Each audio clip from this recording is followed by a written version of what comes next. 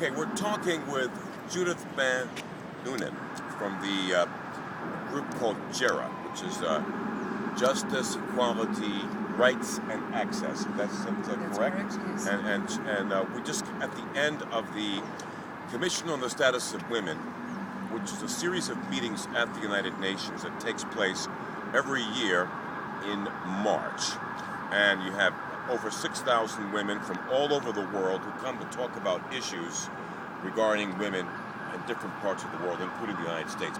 But in this case, Judith's group, JERA, is from Australia, and she's going to spend a few moments with us talking about what happened out of the last couple of days.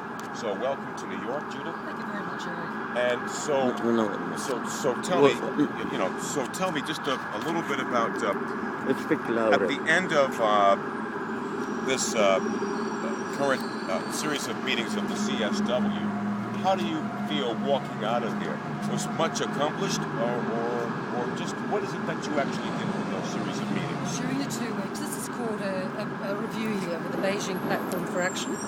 And the Platform for Action came out of the last World Conference, which was the World Women's Conference in 1995.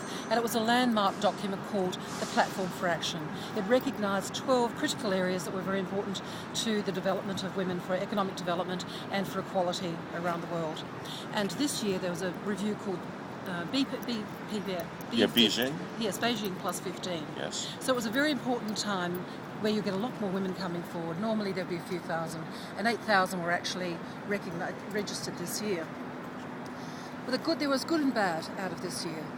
There was an outcomes document, a declaration before we came to United Nations, to New York, and this was done by governments. Normally the document is discussed during the CSW. This year it was a declaration, and it was a reaffirmment of the Beijing Platform for Action. That's the good side. Unfortunately, it didn't include consultation with NGOs and civil society, which was detrimental to engagement with the people who are on the ground, the grassroots women who actually undertake the work. There are a number of resolutions that went forward over the last 2 weeks, which again will drive forward some of the issues for women around the world that are very critical to their development. Now, when you talk about domestic issues, are you talking about matters of like violence as it impacts on women? Is that one of the things that your group is looking at? Absolutely. Talk about that a little bit. Yes, certainly. Well, obviously violence against women is one of the key issues for the Platform for Action. The 12 critical areas go across the economy: violence, health, power and decision making. And of course violence is a huge problem and continually comes up as being the biggest problem in the world for women to be able to progress. Hence, violence was again another issue that came up as a resolution to try and progress. And what they do with these resolutions is to look at how they can take it back to their country and how that is then converted into either policy, programs or legislation to support women. Coming out of that, I mean, certainly you get to talk with your colleagues from all over the world, and certainly you get to meet up with people that you hadn't seen in a while. I mean, so that's a good thing on the one hand, and generally, are you able to compare notes, for example? You might talk about what's happening in Australia, yes. You might talk about what's happening in the U.S., you might talk about what's happening in any number of countries. Mexico? Yeah, Mexico, certainly. Certainly, every country virtually is represented by both their women and by their governments. Back in Australia, JERA International undertook what was called a national review of the Platform for Action and engaged with women around Australia to look at how our government had progressed in those 12 areas. And additionally, we also engaged with men and boys to look at what they believed is an important role they play in gender development. So that can be found on the JERA website, which is JERA, jerainternational.org, and you can actually download and look at those 12 critical areas and see how we've done in Australia. So what we've done here is to come and speak to women about how Australian women have been and how that compares to women in different parts of the world. So when we get together, we have what they call parallel events, which are further discussions, panels and so forth. And there we can look at what each government and what each nation is doing, and women can compare where they need to be and what they're doing as far as their country compared to other countries. So it's a really good way for women to engage with each other, to see what are the case studies, the stories, and how we're comparing.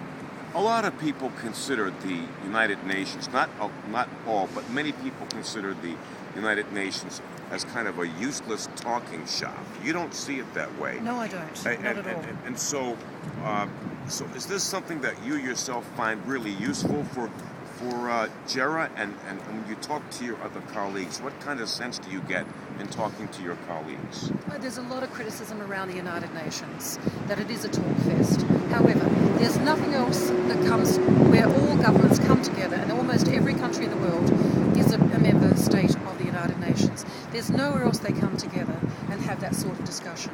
It is the CSW, the Commission for the Status of Women, is the only place where intergovernmental meeting where it actually speaks about women's issues, particularly and solely.